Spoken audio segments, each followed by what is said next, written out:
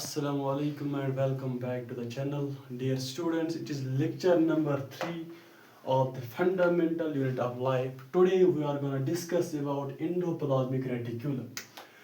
Last lecture में हमने जाना था न्यूक्लियस के बारे में और सेल वॉल के बारे में. सेल मेम्ब्रेन भी हमने लेक्चर नंबर 1 में डिस्कस किया था. टुडे आज का जो हमारा टॉपिक है दैट इज एंडोप्लाज्मिक रेटिकुलम. आज से हम सेल ऑर्गेनेलीज के बारे में जानेंगे. चलिए, अगर मैं यहाँ पर एक सेल को ड्रा करूँगा तो सेल में आपको पता है the outermost covering of the cell that is plasma membrane. Plasma membrane is the outermost covering of most of the cells. There are exceptions जैसे कि प्लांट सेल, फंजे और बैक्टीरिया में सेल वॉल देखने को मिलता है एज एन आउटर कवरिंग. लेकिन अगर हम बाकी सेल्स की बात करेंगे वहां पर जो outer covering of the cell है दैट इज प्लाज्मा मेम्ब्रेन. अब प्लाज्मा मेम्ब्रेन के अंदर हमारे पास इनसाइड द सेल हमारे पास न्यूक्लियस देखने को मिलता है. ठीक, अभी जो न्यूक्लियस होता है इसमें आपको पता ही है, बोला है मैंने लास्ट क्लास में, it is a doubly membrane bound structure which is the brain of the cell.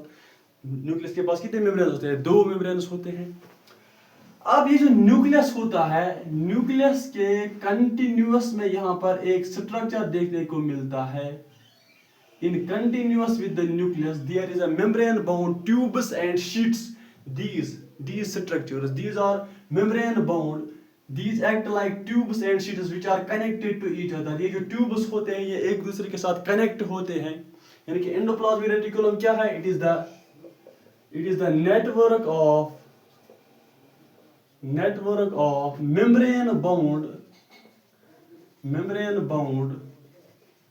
tubes and sheets which is continuous with the nucleus. यानी कि न्यूक्लियस का जो आउटर इनवेलोप है, न्यूक्लियस का जो आउटर मेम्ब्रेन है, इससे कंटिन्यूअस होता है हमारा endoplasmic reticulum network. These tubes form network. ये जो एंडोप्लाज्मिक रेटिकुलम होता है ये कभी कभार सेल मेम्ब्रेन या प्लाज्मा मेम्ब्रेन के ओर प्लाज्मा मेम्ब्रेन तक भी एक्सटेंड हो सकता है. अब ये जो एंडोप्लाज्मिक रेटिकुलम होता है, एंडोप्लाज्मिक रेटिकुलम में अगर इस एंडोप्लाज्मिक रेटिकुलम पर these structures देखने को मिलेंगे हमें. If these structures are present on the endoplasmic reticulum, in structures को हम बोलते हैं राइबोसोम्स. अगर हमारे एंडोप्लाज्मिक रेटिकुलम पर राइबोसोम्स देखने को मिलेंगे, राइबोसोम्स प्रेजेंट होंगे, तो इस एंडोप्लाज्मिक रेटिकुलम को हम बोलेंगे rough endoplasmic reticulum.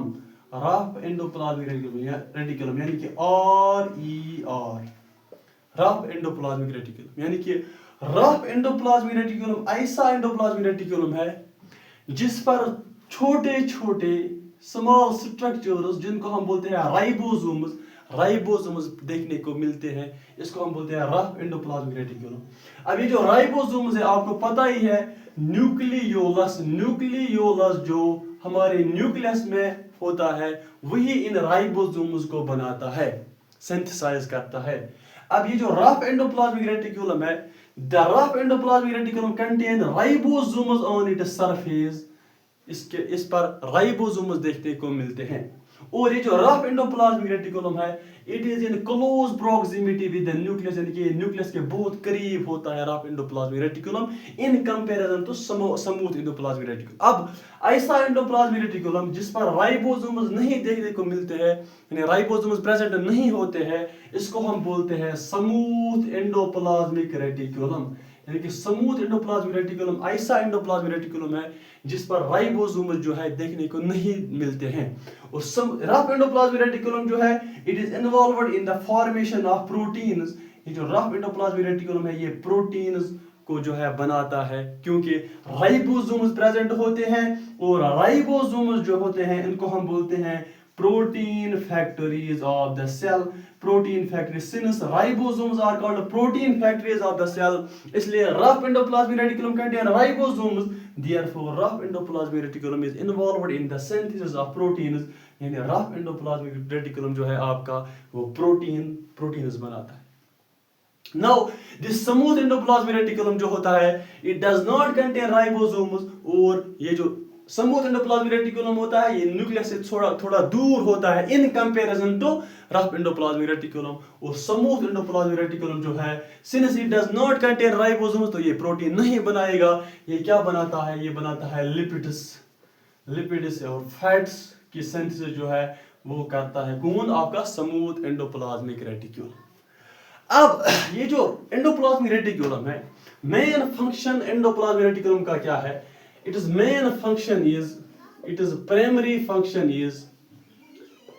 Function is formation of proteins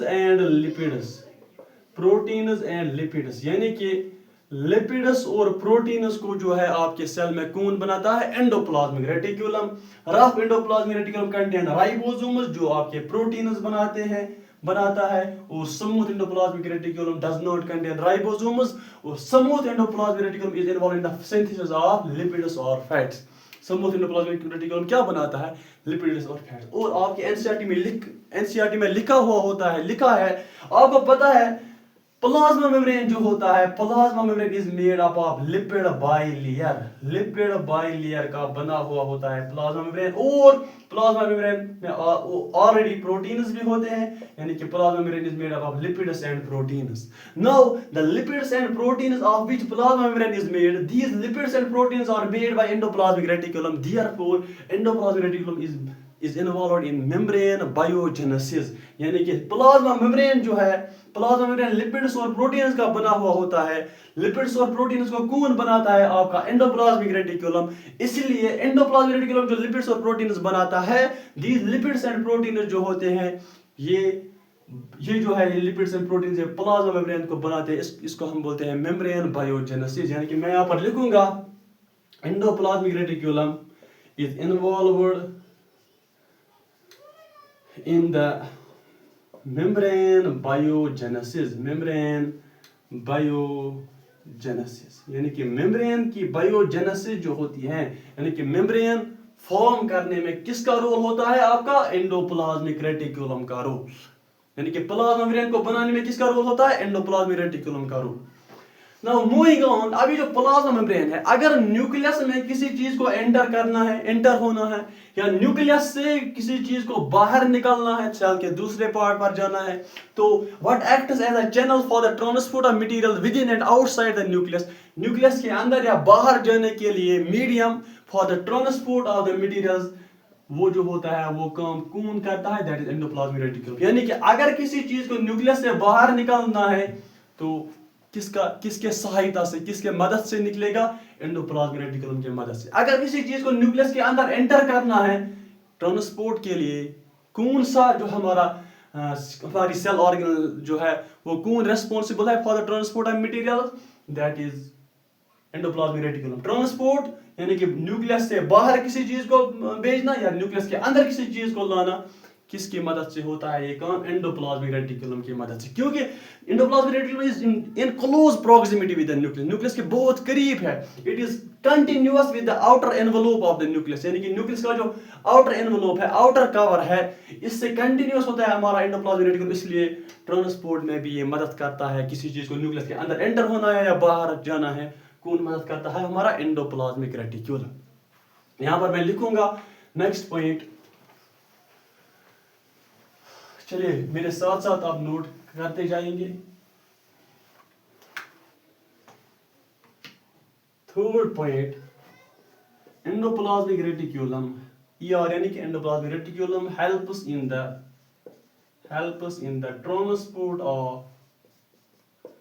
transport of substances into and out of the nucleus, as it is in close proximity with the nucleus. Clear? अब हम आगे की ओर बढ़ेंगे, अब हम देखेंगे difference between smooth endoplasmic reticulum and rough endoplasmic reticulum. ये आपने लिखा होगा, hope so. Now moving on to, हम देखेंगे कुछ डिफरेंस के बारे में। First one is our rough endoplasmic reticulum. Second one is our smooth endoplasmic reticulum. Rough endoplasmic reticulum की अगर हम बात करेंगे, पहला point, it appears rough under microscope.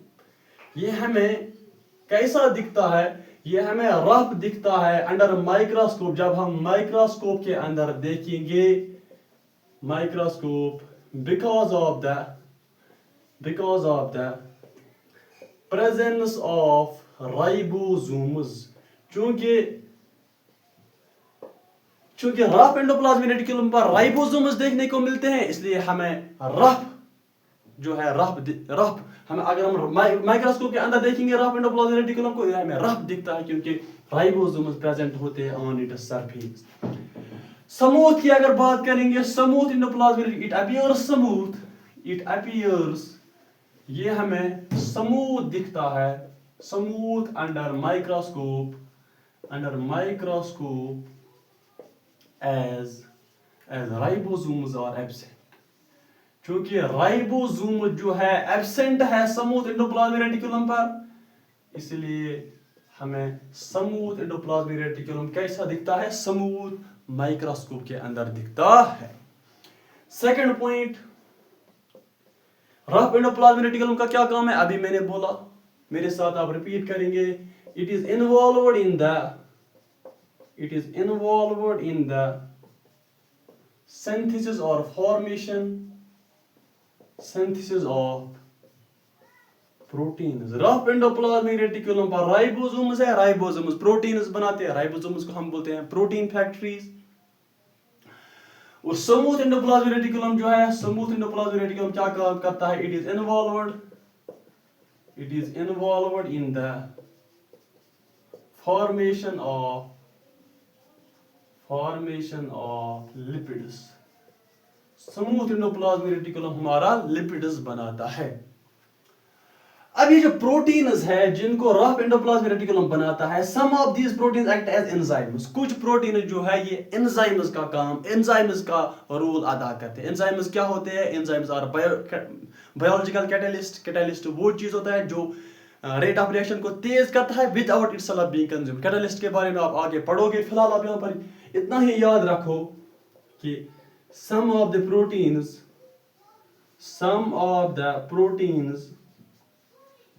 act as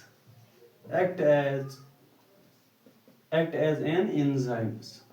कुछ जो प्रोटीन्स होते हैं जिनको रफ एंडोप्लाज्मिक रेटिकुलम बनाता है, these proteins act as enzymes। enzymes are biological catalyst, reaction को जल्दी करते हैं। बायोलॉजी में यानी कि लिविंग ऑर्गेनिज्म में खुद इन्वॉल्व नहीं होते हैं एंजाइम्स। ठीक, अब इसमें ये जो लिपिड्स होते हैं या फैट्स होते हैं, कुछ फैट्स या स्टेरॉइड्स हार्मोन्स का काम करते हैं। हार्मोन्स क्या होते हैं? हमारी बॉडी में केमिकल मैसेंजर्स होते हैं, जैसे न्यूरल सिस्टम होता है, ऐसे ही हमारे पास एंडोक्राइन सिस्टम होता है। 10th में आप पढ़ोगे, यहां पर मैं लिखूंगा सम ऑफ द लिपिड्स या steroids act as hormones। Some of the lipids act as hormones। This was third point. Now moving on to fourth point, rough endoplasmic reticulum जो है, it has no role to play in detoxification। यानी कि detoxification में इसका कोई भी role rough endoplasmic reticulum अदा नहीं कर रहा है। डिटॉक्सिफिकेशन क्या होता है आगे देखेंगे। अभी हम यहां पर ये जो स्मूथ एंडोप्लाज्मिक रेटिकुलम है, इट हेल्प्स इन द